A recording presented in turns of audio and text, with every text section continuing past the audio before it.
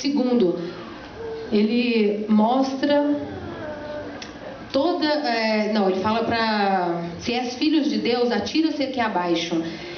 Nos leva ao altar de incenso, que ele fala: não tentarás ao Senhor teu Deus. Não é uma oração direta para Deus essa.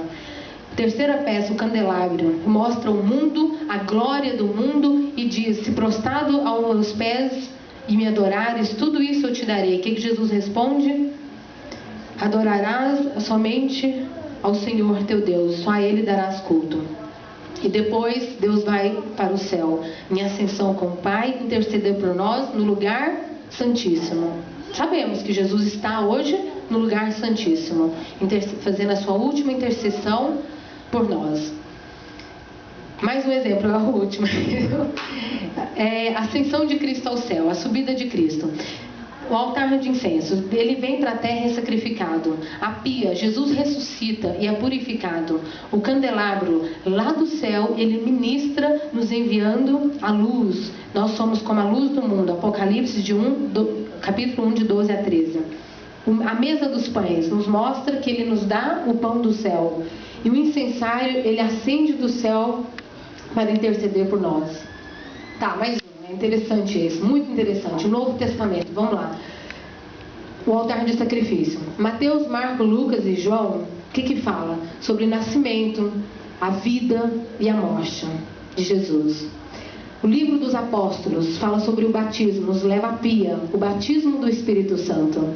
De Romanos até o livro de Judas, o apóstolo Paulo e os outros nos mostram que nós somos a luz do mundo, que nós devemos orar. Paulo fala muito sobre a oração, a importância da oração, a oração intercessória. E a mesa dos pães, nem só de pão o homem viverá, mas de toda palavra que sai da boca de Deus. E o livro de Apocalipse nos leva aonde? Direto ao trono de Deus. Fala do reino de Deus e da sua lei. Muito bem, agora vamos prosseguir aqui. Visto isso, mais um detalhe. Não sei quantos já ouviram falar sobre a constelação de Órion. Fizeram um desenho na constelação e Jesus vai voltar através deste mapa. Isso é um outro estudo, dá um outro sermão. Tem até um homem, um pastor, esqueci o nome dele, lá no Brasil, que escreveu um livro sobre a constelação de Órion. É muito interessante isso também. Na época de Israel, em Daniel 7, houve 4 reinos. O primeiro reino foi o reino da Babilônia, representado por um leão. Depois o reino da Medo-Persa, que é um urso, representado por um urso. A Grécia, que é um leopardo. E Roma, que é a besta, representada por esse animal. Jesus nasceu na época romana. Quando ele veio, tinha passado então aproximadamente 490 anos proféticos.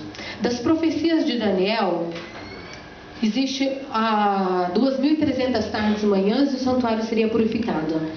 Dentro dessa profecia de 2.300 manhãs, 70 semanas estavam determinadas, ou seja, elas estavam separadas.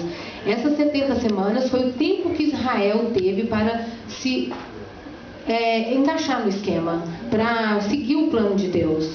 Israel falhou, Jesus veio, foi crucificado, então esse plano foi entregue para o Israel espiritual, que somos nós hoje. O que aconteceu? Depois que Jesus morreu, houve a perseguição. Todos os apóstolos foram mortos. O inimigo não estava feliz com esse plano. Ele conhece o santuário lá no céu. Ele era o querubim, lembram? Ele guardava a lei de Deus. E ele vê esse plano aqui na terra. Claro que ele quer destruir. Ele não quer que a gente fique sabendo como é que nós podemos caminhar para chegar. Então o que ele faz? Usa o ser humano, usa a besta para ser o seu instrumento aqui na terra. Então, passo a passo, pouco a pouco, durante 1260 anos, houve trevas, houve escuridão. Parecia que nunca mais a verdade ia ser colocada de novo. O plano parece que não ia dar certo. O que aconteceu? A gente sabe um pouco da história desses 1260 anos, que houve perseguição da Igreja Católica a todos os cristãos. Primeiro, eles rejeitaram o Cordeiro de Deus, rejeitaram a água da vida, rejeitaram o pão da vida, a oração intercessória de Jesus, a luz do mundo e, por fim, rejeitam sua lei. O que aconteceu? A Igreja Católica, por exemplo, passo a passo, deitou por terra todos essas peças do santuário, esse caminho. Não falavam do sacrifício de Jesus. Toda vez que o padre, numa missa, levanta aquele pão, ele está sacrificando a Cristo novamente. Fizeram o batismo de criança por aspersão e não como Jesus deu exemplo, por imersão. Fizeram uma sala de confessionário. Aliás, diga-se de passagem, essa sala é o quê? Nada mais que um compartimento dividido ao meio por um véu, onde do outro lado fica um ser humano, ouvindo as nossas confissões. Está no lugar de quem? De Deus. Deus pede para nos orarmos a Ele, confessionar diretamente a Ele. Então, o santuário, durante esse tempo da perseguição de 1260 anos, parece que o plano foi deitado por terra. Deixa eu encontrar aqui. Esse período de trevas foi chamado de Idade Escura. O santuário foi pisado por terra. Cumpriu-se a profecia de Daniel 8, de 11 a 12. Do ponto de vista humano, não tinha como restaurar essa verdade. O incensário, eles também falam que a gente não precisa de orar a Deus. É misturado o paganismo com falso cristianismo. Como eles mataram muitos cristãos, e quanto mais matavam, mais novos cristãos, porque as pessoas viam a desumanidade que era, do jeito que eles corriam atrás dos cristãos e matavam sem julgamento, sem terem razão, porque as escrituras estavam certas. O que eles fizeram? Tiraram a Bíblia de todo mundo, fizeram fogueira, ninguém tinha Bíblia mais, ninguém lia a Bíblia, ninguém estudava, apenas alguns poucos do clero. Mudaram a lei de Deus.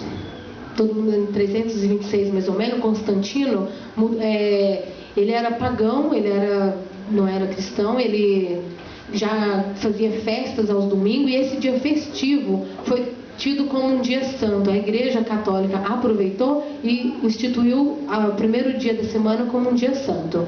A princípio, guardava-se o sábado e fazia desse dia um dia de lazer, um dia de festa. Depois, quando realmente a Igreja Católica quis, ela colocou dentro do seu decálogo, ela tirou o quarto mandamento, mudou os 10 mandamentos de Deus. O segundo mandamento, ele tirou lá que não adorarás outros deuses, não fará imagem para ti, e dividiu o 10º mandamento em 2, para continuar o número 10. E simplesmente trocou, disse que não é o sábado, é o domingo. E todo mundo passou a guardar o domingo. Pronto, está deitado por terra o plano de Deus. O que aconteceu? Rapidamente aqui, resumindo, tivemos mais ou menos uns 500 anos até chegar à Igreja Adventista do Sétimo Dia. Essa igreja profética é uma igreja que começou no final desses 2.300 anos proféticos de Daniel, que aliás são a último tempo de profecia da Bíblia. Acabou já, não temos mais tempo para viver nenhum ano profético que seja. Tem uma história da restauração do santuário de Deus ao longo desses anos, de várias pessoas, cada peça do santuário foi restaurada. Eu fiz assim, só coloquei uma de cada, bem rápida, mas depois, se quiserem saber, eu tenho as fontes para vocês estudarem. Aliás, o Grande Conflito, as primeiras páginas do Grande Conflito, conta toda essa história. Em 1300, um homem chamado John Wycliffe, ele fez a tradução da Bíblia para o inglês. Então, de novo, a Bíblia é colocada nas mãos das pessoas para que elas possam por si mesmas estudar. Foi restaurado a mesa dos pães. Em 1400, Martinho Lutero começou uma reforma protestante. Ele é o fundador do movimento luterano e ele falava que a gente não precisava de pagar indulgências, que o sacrifício de Deus é suficiente para a nossa salvação. Mostrou a justificação pela fé e a nossa salvação. Foi restaurado o sacrifício, a peça do sacrifício. Em 1500, João Calvino começou o movimento presbiteriano. Ele tinha um carinho especial pela oração. Ele falava que não precisávamos de confessar ao Padre, que nós mesmos podemos orar, que Jesus é o nosso intercessor lá no céu e que devemos elevar nossas preces a Ele. Então ele restaura o incensário. Em 1600, um homem chamado John Smith e Roger Williams tornam-se fundadores do movimento batista. Eles restauram a pia, começam a batizar novamente por imersão, como o batismo de Jesus, que não mais batizar